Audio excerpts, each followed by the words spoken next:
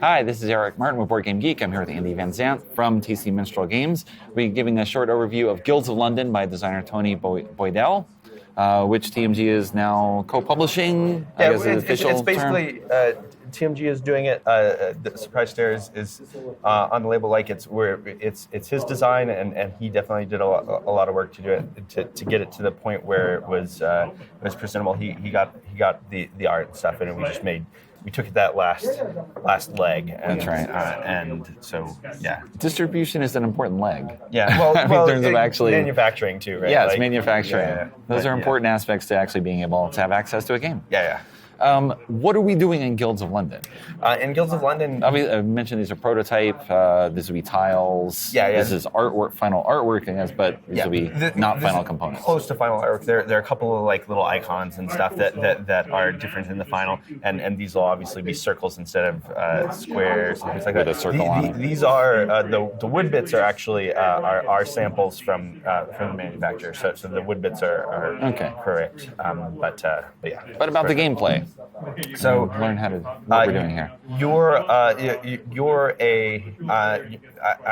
like my first inclination is to say you're a nefarious person. You're not necessarily a nefarious person. You're a person who likes influence. You like to be in control of things, and in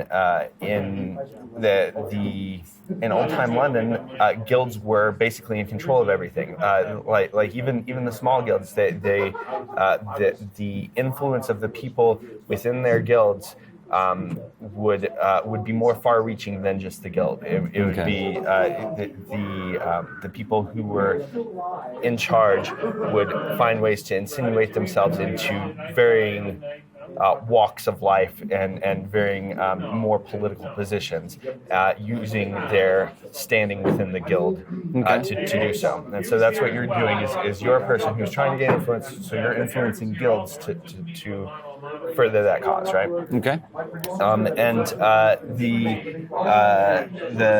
The core of the game is an area control thing. The core mechanic thing that you're doing is influencing these guilds by having the majority of dudes on it, and I apologize. I slip into very non-thematic explanations, so I'll say dudes and stuff a lot.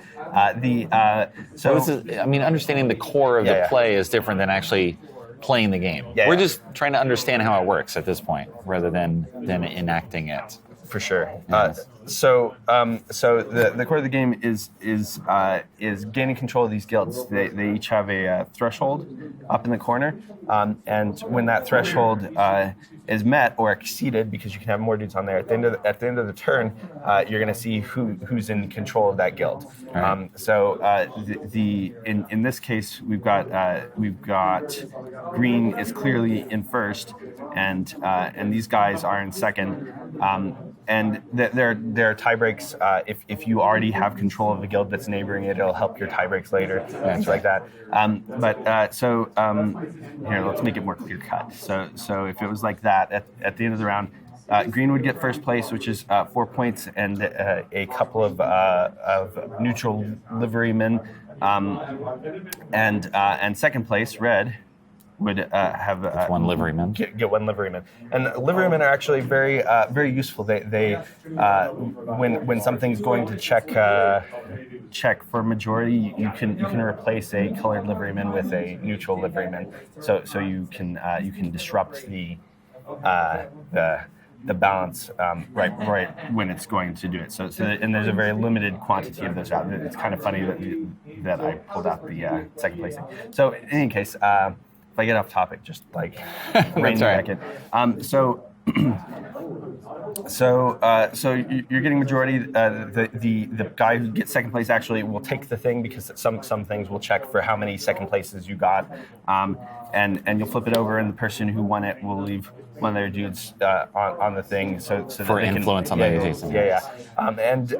And you can actually, like, if you really need to or want to, you could potentially, because you've got a finite pool of guys, you could potentially cede control. Give up your control at some point. That's not hugely advisable in most cases, but there's certainly reasons to do it. Anyways, so that's the core of what your goal is. You're getting points from doing that. You're getting points from I missed putting a plantation tile here. You get points from sending people to work on the plantation and stuff. The way you accomplish that is by using cards, and it's a very heavy card churn game, like Race for the Galaxy. You see a lot of cards, right? And it's about getting them to work together. And so these are all. We'll put them up here. Out there. Yeah, I can't see the overhead. You just have to look up. Oh, okay. Like I was expecting it to be. So there are all these multi-use cards, and every card can be spent in different ways. Every card can be spent as if it's a gold coin. There's no gold coin components because you're. That is the gold. Yeah. That's how you're paying the cost on cards. So if you wanted to use its main ability, you would discard another card. You'd be like, okay, I don't need this card for whatever it is. I'm going to discard it for money. You can use it for its ability by paying its cost, or they've all got a banner on them which lets you send dudes to some place with the matching banner, right? Okay. So every card has at least 3 things it can do. Sometimes kind of more, like there's Options. one or the other, or do both kind of things in the abilities. So lots of different ways that the cards will work together, and they do lots of different stuff. Each color has a kind of a flavor to it. Some are more about moving people around. Some are more about scoring points. Some are more about drawing cards or generating other benefits for you. And so when you play cards during your turn, you can pretty much play as much as you'd like. You could be like, oh, I've got 7 cards. I'm for sure going to play them all. Why wouldn't I play them all? The reason you wouldn't play them all is because if you play nothing during your turn, you'll draw more cards at the end of your turn. So a lot of times you need to figure out what you're doing and time your what you're doing. You're going to be like, okay, I'm gonna have a big turn, and then I'll have a recovery turn. I'll have a couple of medium turns, and then a recovery turn. And so timing that so that you're not trying to have a recovery turn while everybody else is trying stomping on you. Is trying to get just push a bunch of tiles over the threshold is a big deal. And being patient with your cards is a big deal because it's important to not be like, oh, this card is not useful right now, so it's never going to be useful. It's important to look at the card and be like, okay, what's my overall plan? What am I going for? Is it better to burn this card as if it's gold, or just use it to drop a dude down onto a particular color, or is it better to hang on to this card and stack up other cards that work with it for the future? Okay. Does that make sense? Yeah. Let's introduce you here. Yeah, and there's a couple of other bits and bobs. So there's the plantation here, and I forgot to pull out the thing here. But it checks for having the most dudes in it at regular intervals throughout the game, and so you'll earn points from that. And there are cards that specifically send your workers to it, and there are also these cards, which are basically hidden goal cards. You'll notice there's lots of laurels on these because these are all points for various things. Yeah, in-game scoring stuff.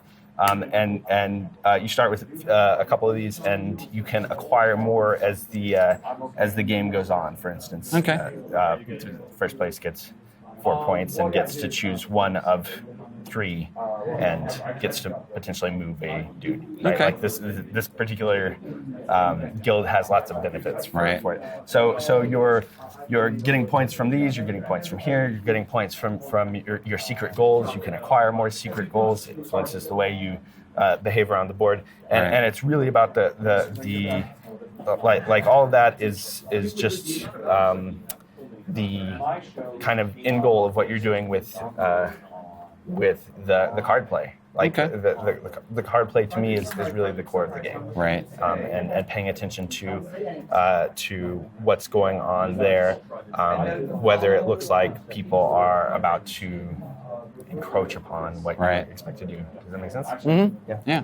And definitely something I can imagine with experience. Of course, the first time you're just going to be flailing around and throwing stuff away. You have no idea as you're trying to filter through everything. What you're going to be for sure. doing.